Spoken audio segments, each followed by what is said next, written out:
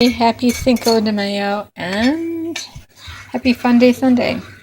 So, in the kitchen, making some yellow rice. I make my own yellow rice. Everybody makes it different. I use a little bit of chicken broth, a little bit of turmeric, a little bit of antioch seed that I float in some like a tablespoon of oil, and then I just add to it cumin. I make my own adobo, like little cumin, garlic, onion, paprika, water, and then I bring it to a boil, which I already did, and I just cover the rice. Put a little parsley in it, salt and pepper, not a lot, just a little. I do put a drizzle of oil in it, and then I just let it come to that much of a boil, and I break all the rules. I stir it up as it's coming to a boil. Then I bring it down to almost low because it's an electric stove. Once it's been boiling for a while and I got it all set, I put a lid on it like that. Today I made my version of Cinco. My version of Cinco de Mayo chili, which is the steam's getting in the way. I'll give you my recipe really quick. Okay. So in here I have 1 sweet potato, black beans, about 1.5 cups, 1 pound of ground. I'm going to put a different light. This light always bothers me. It always looks too yellow. That's better. That's more the color of it. So I took a medium onion and to a 1.5 tablespoons of olive oil, extra virgin olive oil.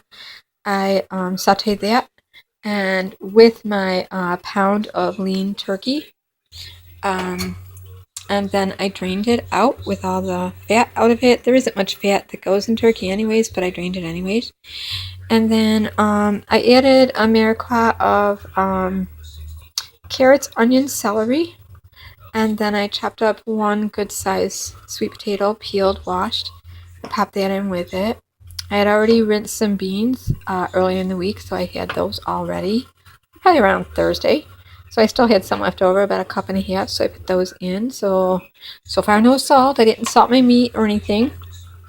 I didn't salt my vegetables. Once that got all nice together, I added my meat back. And then I did about 1/4 teaspoon to 1 pound and all those vegetables of sea salt, coarse sea salt. And then to that I added, I know it's canned, but it's all I had in the house. I just felt like I wanted some pineapple in there. So I chopped down some chopped pineapple. I rinsed it really good first, get as much of the sugar out of it, made sure none of the drippings went in it. And then went ahead and put the pineapple in there. So I have the black beans, the pineapple, the sweet potato, the carrots, onions, celery, 1 28-ounce can of crushed tomato, no salt, 1 full can of water, and then I did do 2.5 cups of my own homemade chicken broth with no salt in it. I'm watching salts and sugars right now, so I'm trying to get my sugars from fruit and my salt from salty foods that are already have everything's got hidden salt in it. I just did a video about spices. Check your spices, especially if you're trying to save money. Sometimes there's salt, like in garlic powder, even though it doesn't say garlic salt. Sometimes in the garlic powder, there'll be salt. I found salt in my poultry seasoning. I found salt in basil. I found salt in Italian seasoning. So go through all of your. I'm going to give you an example. A couple of them will tell you. Oh, chili powder. Here's a good example of chili powder. Okay, chili powder. The Great Value ones have the ingredients listed. Look at that. Chili pepper, spices, salt. Third. I think it was. I can't remember which one it was. Some of them won't give you the ingredients, like fresh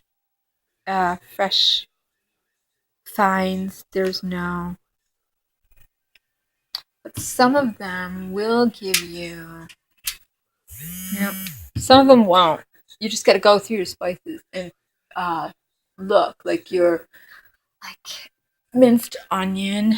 I just look at the nutrition thing on the back. Spices, I'm telling you, there's a lot of hidden. So poultry seasoning, I found it in paprika. Let's see. Let's look at the garlic.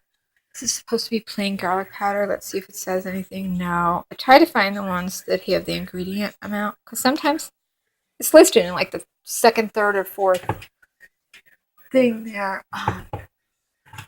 Some of the mixed ones, like they have sage thyme and majorium, like poultry seasoning, they have salt in it. So, yeah, I've been watching that. So into this went, no taco seasoning. Into this went 2 tablespoons of the chili powder. So that had enough salt in it, because who knows how much salt is in it? It doesn't tell you. And then 1 teaspoon of garlic powder. A half teaspoon of dried basil. A half teaspoon of dried oregano. A teaspoon of paprika, smoked paprika. 1 tablespoon of 2 tablespoons of cumin, ground cumin. About a cup of I'd say about a cup and a half of sweet potatoes, and about a cup and a half of the pineapple, which is really so yummy good. I can't even begin to tell you how good it is in there. And wait till like the end, once it comes to a nice, starts getting thick with the cover off. Go ahead and wait till the end, and then pop your whatever fruit you want to use in it. I just think pineapple goes really good with chili, especially when I'm making a rice to put over it. I want to help that rice to digest. So cumin, garlic, paprika, chili powder, nutmeg, cinnamon, and then I did do a tablespoon of apple butter. Yeah, I did. That's how I sweetened it. Sometimes I use maple syrup. Sometimes I use apple butter. So that's, it has enough sugar in it naturally. And I guess I should taste it, right? Just to see where I'm at, because I didn't even taste it yet. But I think it has enough of everything. I really think it does. I'm just going to let it keep cooking down.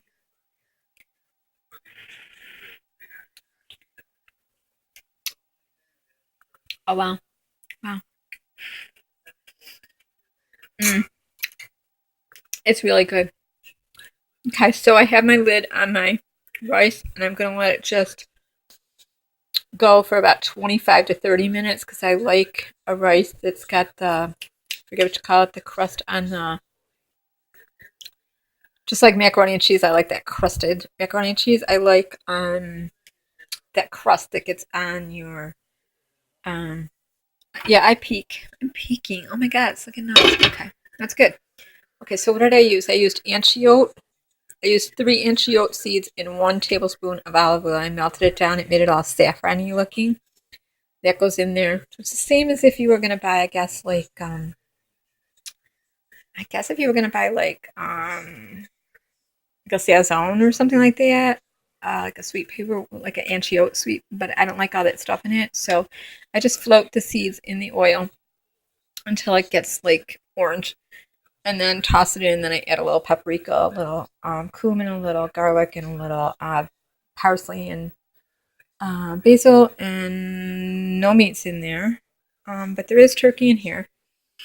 I went ahead and I skimmed all this, like the jiggers out of it, so there's no, just nice. And that's what I'm doing for Cinco de Mayo. I've been literally watching, isn't it pretty? So pretty. I've been watching reels since last night. I saw the story of Patrick Swayze, how he died. Story of, oh my god, who else?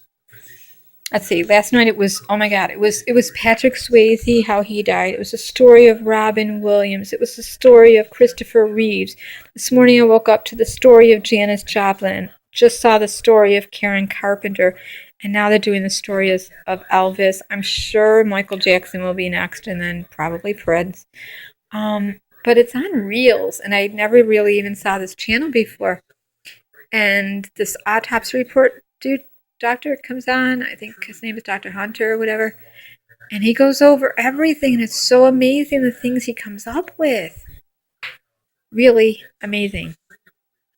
Things that contributed to their death that they just don't look at the normal autopsy thing. So I'm really hoping, yeah, all the purple family out there knows what I'm hoping. So anyways, that's what I'm doing for Cinco de Mayo, and then tonight I'm watching Cher. Dreamt about Donny Osmond last night. Weird. Just saw the story of ABBA. So that's what I've been doing. Cooking, cleaning, cooking, cleaning. I was going to make cookies, but who needs them? I'm trying to lose weight, so got myself down to 121 finally. I mean, really, I was 110 up until mid last year, and I started climbing up to 123, 124, 125, depending on the scale I was on, or 126. According to the charts, for my height, my age, 124 is fine. 125 is fine. But the minute you hit 126, you're overweight. So, I now have my scale set 3 pounds ahead, so I can always stay under that, which made me flip out when I put my cat on the scale today. It said he was 18 pounds, and I was like, no way, because I forgot.